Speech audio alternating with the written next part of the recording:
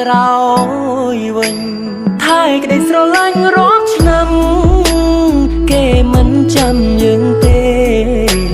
អ្នកថ្មីគេចូលមកក្បែរសម្រាប់គេយើងនេះអាក្រក់វិញ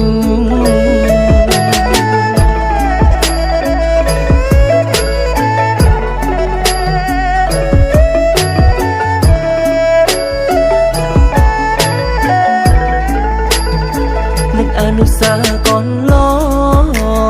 ងគេសើចផងយំផងចេះតែឆ្ងល់ស្នេហ៍ស្នង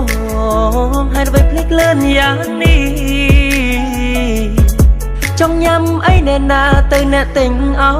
យពេលខ្លួនឈឺអ្នកណាថេខែត្រានត្រើយគេភ្លេចហើយភ្លេចរឿងគ្រប់យ៉ាងបាត់ខ្ញុំមួយរយៈ